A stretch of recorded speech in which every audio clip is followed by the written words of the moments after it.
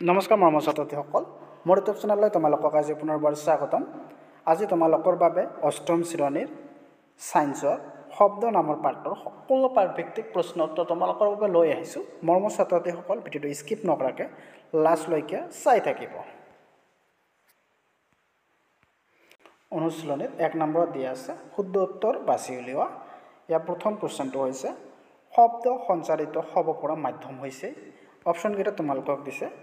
ক নম্বৰ একমাত্ৰ গেছ, খ নম্বৰ অপশ্যনটো হৈছে গোটা পদাৰ্থ গেছ, গ নম্বৰ অপশ্যনটো হৈছে একমাত্ৰ জলীয় পদাৰ্থ গেছ আৰু ঘ নম্বৰ অপশ্যনটো হৈছে গোটা জলীয় আৰু গেছীয় পদাৰ্থ। ইয়াৰ শুদ্ধ উত্তৰটো হ'ব গোটা জলীয় আৰু গেছীয় পদাৰ্থ। 2 নম্বৰটোত কি দিছে? কাৰ মাত কম কম্পনাংগ হ'ব পাৰে? ইয়াত অপশ্যন কেইটাত দিছে কেঁচুৱা ছোৱালী, কেঁচুৱা ল'ৰা, পুৰুষ। খ নম্বৰটো হৈছে মহিলা। ইয়াৰ শুদ্ধ উত্তৰটো হ'ব পুৰুষ। গ নম্বৰটো হ'ব শুদ্ধ উত্তৰ।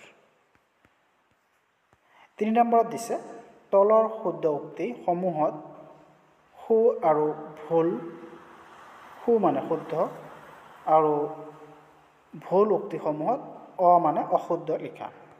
ইয়াৰ ক নম্বৰ কুৱেশ্যনটো হৈছে বায়ু শূন্য স্থানত শব্দ সঞ্চাৰিত হ'ব নোৱাৰে, এইটো শুদ্ধ হ'ব। খ নম্বৰ কুৱেশ্যনত কি দিছে? এটা কম্পমান বস্তুৰ প্ৰতি ছেকেণ্ডত হোৱা দোলনৰ সংখ্যা কেই ইয়াত পৰ্যায়কাল বোলে, এইটো অশুদ্ধ হ'ব। গ নম্বৰ কুৱেশ্যনত দিছে কম্পন বিস্তাৰ বেছি হ'লে শব্দ দুৰ্বল হয়, এইটো শুদ্ধ হ'ব, এইটো সম্পূৰ্ণ শুদ্ধ হ'ব। তাৰপিছত ঘ নম্বৰ কুৱেশ্যনত কি দিছে? মানুহৰ বাবে শ্ৰাব্য সীমা 20 হাৰ্টছৰ পৰা 20,000 হাৰ্টছ, এইটো শুদ্ধ হ'ব।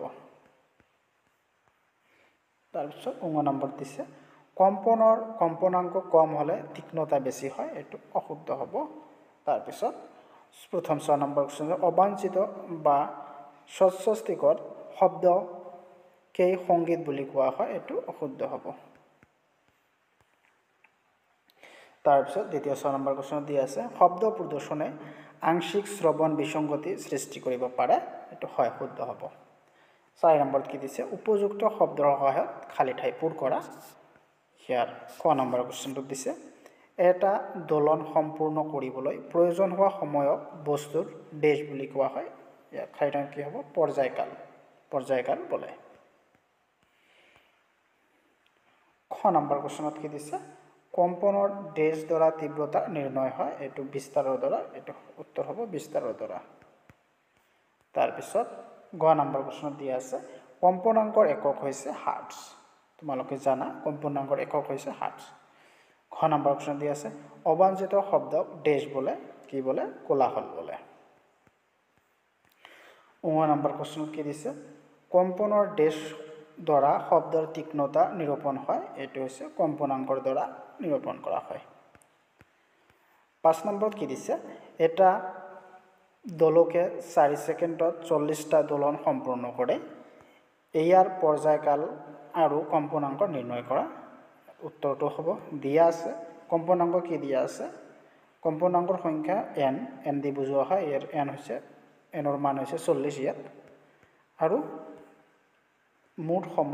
মুঠ সময়ক টি দি বুজোৱা হয় আৰু ইয়াত সময় হৈছে 4 ছেকেণ্ড। ইয়াত এতিয়া কি ওলাব লাগে? পৰ্যায়কাল আৰু কম্পনাংক। তোমালোকে এইটো ভালদৰে মনত ৰাখিবা। আমি জানো পৰ্যায়কাল সমান 4/40 ছেকেণ্ড ইকুৱেল টু হ'ব 1/10 ছেকেণ্ড ইকুৱেল টু কি হ'ব? 0.1 ইকুৱেল টু কি হ'ব? 0.1 ছেকেণ্ড। কম্পনাংক হ'ব 1 = 1/, পৰ্যায়কাল 1/, এইটো পৰ্যায়কালটো হ'ব 0.1 মানে হৈছে 10/1, 1 ভাগ 10/1 ইকুৱেল টু হ'ব 10 হাৰ্টজ আৰু পৰ্যায়কাল হ'ব 0.1 ছেকেণ্ড পাৰ আৰু কম্পনাংক হ'ব 10 হাৰ্টজ। তাৰপিছত 6 নম্বৰত কি দিছে, মাহে প্ৰতি ছেকেণ্ডত গড়ে 500 বাৰকৈ পক্ষী কপাই শব্দৰ সৃষ্টি কৰে। এই কম্পনাংকৰ পৰ্যায়কাল কিমান? উত্তৰ হ'ব প্ৰতি ছেকেণ্ডত কম্পনাংকৰ সংখ্যা 500। তেনেহ'লে গতিকে পৰ্যায়কাল কম্পনাংক সমান 500 হাৰ্টজ। এতেকে পৰ্যায়কাল 1/500 ইকুৱেল টু কিমান হ'ব? 0.002 হাৰ্টজ। এই কম্পনৰ পৰ্যায়কাল হ'ব 0.002 হাৰ্টজ।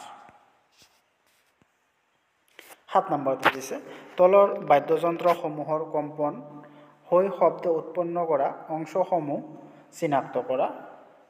ঢোলক, ইয়াৰ উত্তৰ হ'ব ঢোলকৰ টানি ৰখা চামৰাৰ পৰা শব্দ উৎপন্ন হয়। কম্পন হয়, শব্দ উৎপন্ন হয়। তাৰপৰা চেতাৰ, এইটো কেনেকৈ হয়? চেতাৰৰ টানি ৰখা তাৰৰ পৰা কম্পন হৈ শব্দ উৎপন্ন হয়। তাৰপিছত বাঁহী বায়ু স্তম্ভৰ পৰা কম্পন হৈ শব্দ উৎপন্ন হয়। 8 নম্বৰত কি দিছে, কোলাহল আৰু সংগীতৰ মাজৰ পাৰ্থক্য কি? সংগীত কেতিয়াবা কোলাহল হ'ব পাৰেনে? ইয়াৰ উত্তৰ হ'ব কোলাহল আৰু সংগীতৰ মাজৰ পাৰ্থক্য হ'ল আমনিদায়ক, অসামঞ্জস্য, শৃংখলাহীন, সুৰবৰ্জিত শব্দ কোলাহল বোলে।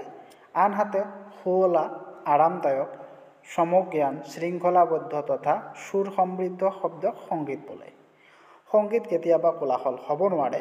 সংগীতৰ ব্যৱহাৰ কৰা শব্দৰ কম্পনাংক যদি অতি বেছি হয় আৰু অতি তীক্ষ্ণ হয় তেতিয়া এই সংগীত কোলাহলত পৰিণত হয়। 9 নম্বৰ কুৱেশ্যনত দিছে, তোমাৰ চাৰিওফালে হোৱা শব্দ প্ৰদূষণৰ উৎসসমূহৰ তালিকা প্ৰস্তুত কৰা।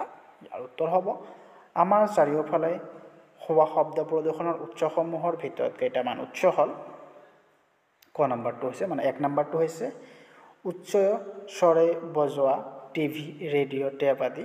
2 নম্বৰটো হৈছে গাড়ী মটৰৰ শব্দ আৰু ইয়াৰ হৰ্ণ। 3 নম্বৰটো হৈছে পাকঘৰত বাচন বৰ্তনৰ শব্দ।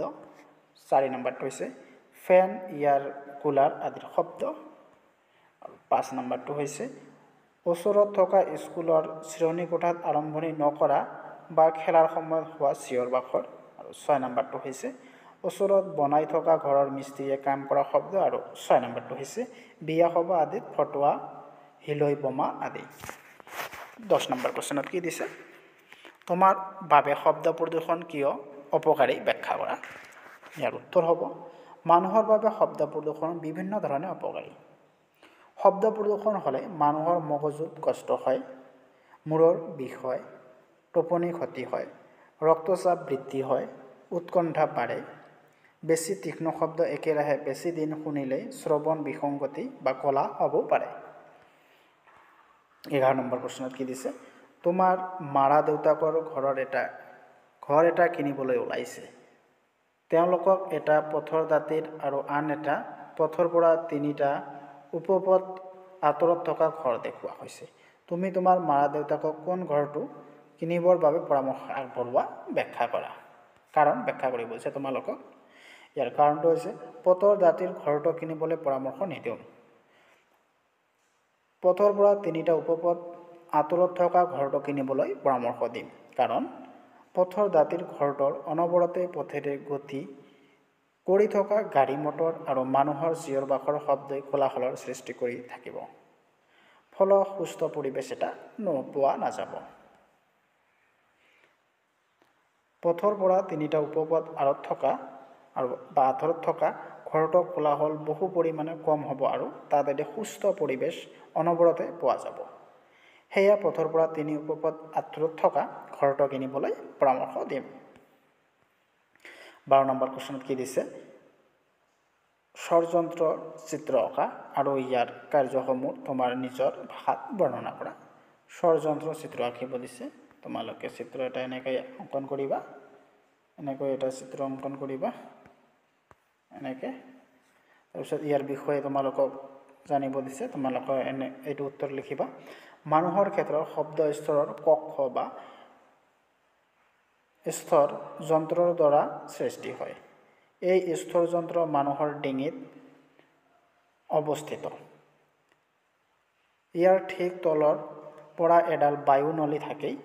স্থৰ কক্ষ বা স্থৰ যন্ত্ৰই ইপাৰ সিপাৰ হোৱাকৈ দুডাল স্থৰ তন্ত্ৰী এনেদৰে টান খাই থাকে যে ইয়াৰ মাজেৰে বায়ু যাব পৰাকৈ এটা ঠেক ছিদ্ৰ সৃষ্টি হয়। হাওঁফাওৱে ছিদ্ৰৰ মাজেৰে জোৰেৰে বায়ু ঠেলিলে স্থৰ যন্ত্ৰ কঁপিবলৈ ধৰে আৰু শব্দৰ সৃষ্টি হয়।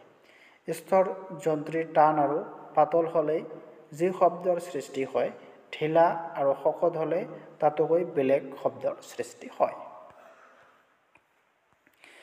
13 নম্বৰ প্ৰশ্নত কি দিছে? আকাশত বিজুলী আৰু ঢেৰেকনি একে সময়তে আৰু আমাৰ পৰা একে দূৰত্বত সংঘটিত হয়, কিন্তু আগে বিজুলী দেখা যায়, তাৰ পিছত ঢেৰেকনিৰ কাণত পৰে। ইয়াৰ কাৰণ ব্যাখ্যা কৰিব পাৰিবানে? তোমালোকে পাৰিবা, মই তোমালোকৰ উত্তৰ কৈ দিছোঁ। ইয়াৰ উত্তৰ হ'ব, পোহৰৰ বেগ বায়ুৰ মাজেৰে প্ৰতি ছেকেণ্ডত 3 × 10⁴ মিটাৰ, কিন্তু শব্দৰ বেগ প্ৰতি ছেকেণ্ডত 322 মিটাৰ। যদিও ঢেৰেকনি আৰু বিজুলীৰ মেঘত থাকে একে সময়তে উৎপন্ন হয়, বায়ুৰ মাজেৰে আহোঁতেই দুয়োৰে বেগৰ পাৰ্থক্য হেতুকে বিজুলীৰ পোহৰ বহুত আগতে আহি আমাৰ চকুত পৰে, আনহাতে শব্দ ঢেৰেকনি বহুত দেৰিকৈ আহি আমাৰ কাণত পৰে। অতিৰিক্ত প্ৰশ্ন উত্তৰ 1 নম্বৰ প্ৰশ্নটো হৈছে শব্দ কাক বোলে? ইয়াৰ উত্তৰ হ'ব, শব্দ হ'ল এবিধ তৰংগ। কোনো বস্তুত আঘাত কৰিলে এই আঘাত কাণত পৰি কাণৰ পৰ্দাত যি কম্পন সৃষ্টি হয় তাকে শব্দ বোলে। এই কম্পনৰ অনুভূতি মগজুত আহৰণ কৰে। 2 নম্বৰ প্ৰশ্নটো হৈছে সংজ্ঞা দিয়া, বিস্তাৰ, কম্পনাংক, পৰ্যায়কাল আৰু প্ৰতিধ্বনি। উত্তৰ এটা হৈছে বিস্তাৰ। কম্পনশীল বস্তু এটাই তাৰ সাম্য অৱস্থাৰ পৰা এফালে লাভ কৰা সৰ্বোচ্চ দূৰত্বক তাৰ বিস্তাৰ বোলে। আৰু 2 নম্বৰটো হৈছে কম্পনাংক। প্ৰতি ছেকেণ্ডত হোৱা কম্পনৰ সংখ্যাকে কম্পনাংক বোলে। 3 নম্বৰটো হৈছে পৰ্যায়কাল। এটা কম্পন বা দোলন সম্পূৰ্ণ কৰিবলৈ প্ৰয়োজনীয় সময়কে পৰ্যায়কাল বোলে। তাৰপিছত প্ৰতিধ্বনি। শব্দই কোনো বস্তুত খুন্দা খাই ঘূৰি অহা পুনৰ কাণত পৰাকে প্ৰতিধ্বনি বোলে। 3 নম্বৰ প্ৰশ্ন কি দিছে? কম্পনাংকৰ SI একক কি? মানুহৰ কাণৰ শ্ৰৱণ সীমা কিমান? ইয়াৰ উত্তৰ হ'ব, কম্পনাংকৰ SI একক হ'ল হাৰ্টজ। মানুহৰ কাণৰ শ্ৰৱণ সীমা 20 হাৰ্টজৰ পৰা 20 কিলো হাৰ্টজলৈকে। তাৰপিছত 4 নম্বৰ প্ৰশ্ন দিয়া আছে, কেইবিধমান বাদ্যযন্ত্ৰ আৰু তাৰ পৰা কি কি অংশৰ কম্পন ঘটোৱা শব্দ সৃষ্টি কৰা হয় উল্লেখ কৰা। ইয়াৰ উত্তৰ হ'ব তবলা। তবলাৰ পৰা শব্দ সৃষ্টিকাৰী অংগ হৈছে টানি ৰখা চামৰা, ঢোল টানি ৰখা চামৰা, বাঁহী ইয়াত বায়ু স্তম্ভ, চেতাৰ টানি ৰখা তাঁৰ, গীটাৰ টানি ৰখা তাঁৰ আৰু ক্লৰিনেট এইটো হৈছে বায়ু স্তম্ভ। 5 নম্বৰ প্ৰশ্নত কি দিছে? মানুহৰ ক্ষেত্ৰত শব্দৰ সৃষ্টিৰ বাবে ব্যৱহাৰ হোৱা বাদ্যযন্ত্ৰৰ অংশসমূহৰ নাম লিখা। ইয়াৰ উত্তৰ হ'ব, মানুহৰ ক্ষেত্ৰত শব্দৰ সৃষ্টিৰ বাবে ব্যৱহাৰ হোৱা বাদ্যযন্ত্ৰৰ অংশসমূহ হৈছে স্থৰ কক্ষ, বায়ু নলী আৰু স্থৰ তন্ত্ৰী।